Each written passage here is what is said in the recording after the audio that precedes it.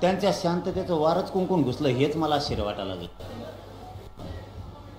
कारण ते खानदानी लढणं आहे ते. काय असं ना ते रोखठोक लगेच समोर. पण आता त्यांनाही वाटलं असं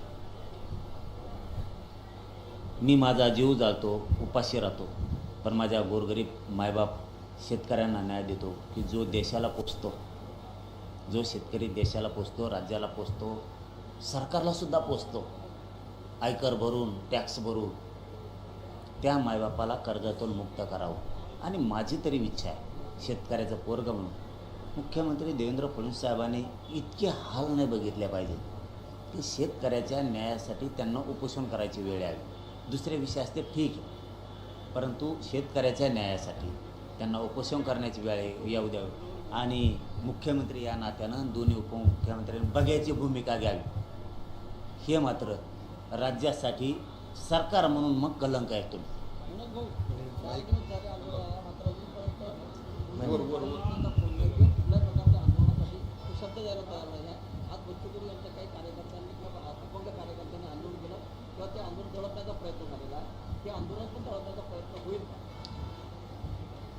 पुन्हा एकदा सांगतो, देवेंद्र फडणवीस साहेबाला पण आणि दोन्ही उपमुख्यमंत्र्यांना पण आंदोलन दडपायच्या भानगडीत पडू नका, पहिला मुद्दा. आणि दुसरा, तुम्ही जर दखल घ्यायचीच नाही, जर असं मनातून सरकारनं ठरवलं असलं, आम्ही किंवा शेतकऱ्यांनी बच्चू भाऊ म्हणून बघायचं नाही तर आमचं लेकरू म्हणून सगळ्यांनी त्यांच्याकडे बघायचं, दखलच घ्यायचं नाही असं जर सरकारनं ठरवलं असलं, तुमचं फिरणं मग आम्ही मुश्किल करा. शेतकऱ्याचे पोरं म्हणून घराघरातले, कानाकोपऱ्यातले, गावखेड्यातले, बांधावरचे शेतकरी हातातलं काम सोडून रस्त्यावर येणार आणि सरकारचं फिरणं बंद करणार. दखल घ्यायची की नाही मग आता ते सरकारने ठरवायचं.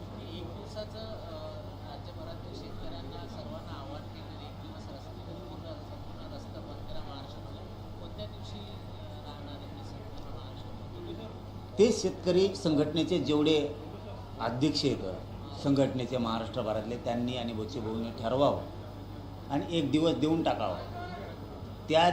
त्या दिवसासाठी त्या तारखेसाठी आम्ही सगळे स्वतःला झोकून देऊन काम करणार. एक दिवसासाठी तुम्हाला ना बांधावर दिसल मराठा, ना शेतात दिसल, ना गावात दिसल, सगळा रस्त्यावरती दिसल. फक्त तुम्ही मात्र एक वज्रमूठ तयार करू, समाजाला मार्गदर्शन जे म्हणतात ना त्या पद्धतीचा एक प्रोग्राम द्या. फक्त तुमच्याकडून दुसरी अपेक्षा नाही, तुम्ही फक्त एकदा प्रोग्राम द्या. राज्यातल्या कानाकोपऱ्यातला, महाराष्ट्रातला एकही शेतकरी बांधव तुम्हाला घरी दिसणार नाही, सगळा रस्त्यावरती दिसेल. त्याचं कारण पण तसंच आहे. शेतकऱ्याचं लेकरू म्हणून स्वतःचा जीव पणाला लावला आहे बच्चू भाऊंनी, आणि त्यांच्यासाठी एक दिवस शेतकरी रस्त्यावरती येत नाहीत असं होऊच शकत नाही. पण ती वेळ माझं मत आहे देवेंद्र फडणवीस साहेबांनी येऊ देऊ नये. जर का हाताच्या बाहेर परिस्थिती गेली रे बाबा तर पुन्हा रोखणं अवघड होईल. मराठा समाजाची आज सुनावणी होती, कारण सुप्रीम कोर्टाने ताशेरे ओढले होते हायकोर्टावर की सगळ्या याचिका तातडीने निकाली काढा. विद्यार्थ्यांसाठी खूप महत्त्वाचं, कारण आता ॲडमिशनचे दिवस आहे, 10% शासनाने दिले होते, त्याच्यात ॲडमिशन नाही. आता ती न्यायप्रविष्ट मॅटर आहे त्याच्यामुळे मी त्याच्यावरती बोलणार. न्यायालयात विषय येतो, न्यायप्रविष्ट प्रकरणावरती बोलू नये. आणि आरक्षणाचा विषय उद्यापासून बोलू आपण, कारण आज मी शेतकऱ्याचं पोरगं म्हणून आलो आहे, तर मी माझी भूमिका निभावली पाहिजे, बदललं नाही पाहिजे. कारण सगळ्या राज्यातल्या नेत्याला माहिती आहे, सगळ्या समाजालासुद्धा माहिती आहे, हे जे बोललं ते बदलत नाही. म्हणून तर लोकांचा माझ्यावरती प्रचंड विश्वास आहे. म्हणून मी आज इथं शेतकऱ्याचं पोरगं म्हणून शेतकऱ्यांसाठी आलो आहे. आरक्षणाचा विषय उद्यापासून, आणि ते मी मिळणारच. पालकमंत्री अमरावतीचे चंद्रशेखर बावनकुळे यांनी काल बच्चूकडूनशी संवाद साधला. बच्चूकडूंनी आरोप केला आहे की ज्या पद्धतीने बोलायला पाहिजे होतं त्या पद्धतीने बावनकुळेंनी प्रतिसाद सुद्धा दिला नाही म्हणून. असं वाटत नाही.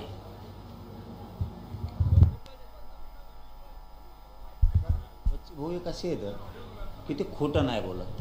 म्हणजे आम्हाला जे दिसलेत ते, बाकीच्याला काय दिसलेत आम्हाला नाही माहिती. आम्हाला जे ते दिसलेत ते खोटं बोलत नाहीत, आहेत ते करतात. जे आमच्यामध्ये बी त्यांनी चर्चेच्या वेळेस केलं होतं ते खरं करायचे काय असतील ते, त्यांना ते पालकमंत्री बोललेच असतील म्हणूनच ते बोलले असतील. पण मला त्याच्यात नाही पडायचं. तुम्ही मांडल्या मागण्या शेतकऱ्यांच्या न्यायाची, आणि आमचं कर्तव्य त्याला पाठबळ देऊन त्या जिंकवायचं. मग 52 कुळे येऊन दे, नाही तर 50 कुळे येऊन दे, नाही तर 100 कुळे येऊन दे. आपल्या पैसे तसलं मग त्यातला कचकात तसला असतो आपला. कुणी येऊ दे, नसता मग त्यांच्या मागण्या मान्य करा. तुमचा बाप नाही का शेतकरी? शेतकरी ह्यो तुमचा बाप नाही का? जेवढे मंत्री आहेत तेवढ्याचा बी. शेतकऱ्यापेक्षा बाप कोणचा मोठा? आणि मग त्याला का तरशिता? सगळ्या दुनियाला माफ करता, जिकडं नाही तिकडं पैसे देता, आणि मग इथे शेतकऱ्याचं कर्जमाफीला पैसे द्यायला तुम्हाला हरकत काय? अपंगाला पैसे द्यायला हरकत काय? शेतमजुराला पैसे, भाव त्यांचं जे रोजगार वाढून द्यायचा आहे त्याला अडचण काय तुम्हाला? त्यामुळं आमची जोड तर पक्की आहे. एकदा जरी बिघडली मग आम्ही दोन्ही खिलरीचे. मग एकदा बघडा आम्ही कुंकडं बी मग शेंगडा आणत असतो. मग किती चिपळ्या निघल्या, कुंकडं का तडे वाढले आम्ही मुजीत नाहीत. म्हणून त्या बावनकुळे साहेबांचं काही चुकलं असलं तर दुरुस्त करावं. पुन्हा त्यांनी बच्चू भाऊकडे यावं, सरकारची मध्यस्थी करून त्याची अंमलबजावणी करा. आणि हे नाहीच झालं तर सगळ्या शेतकरी संघटनेने एकदा आम्हाला शेतकऱ्याला एक तारीख द्यावा.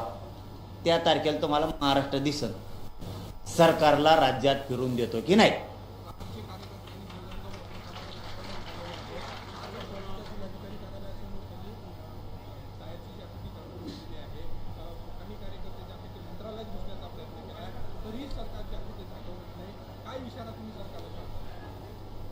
हे आंदोलन नुसतं प्रहारचं नाही, हे लोकांनी समजून घेणं खूप गरजेचं आहे. बच्चू भाऊ आणि त्यांचे कार्यकर्ते आपल्या शेतकऱ्यांना न्याय मिळावा म्हणून रस्त्यावरती लढायला लागले. त्यांची मजा बघायची नाही. बच्चू भाऊ लढतात, त्यांचे कार्यकर्ते लढतात, म्हणजे बाकीच्यांनी मजा नाही बघायची. सगळ्यांनी तुटून पडायचं. हे आंदोलन आपलं आहे म्हणून सगळ्यांनी बच्चू भाऊचं आंदोलन हातात घ्यायचं आणि शेतकऱ्याला न्याय मिळवून घ्यायचा. आहेच ना संधी, आता झालंच ना आंदोलन अनिशाच उभा, कशाला 50 आंदोलन उभा करायची वाट बघायची.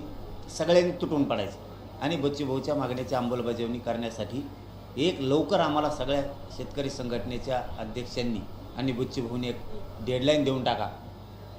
त्याच्यानंतर पुरा महाराष्ट्र आपण शांततेत बंद करू पूर्ण. चल, धन्यवाद.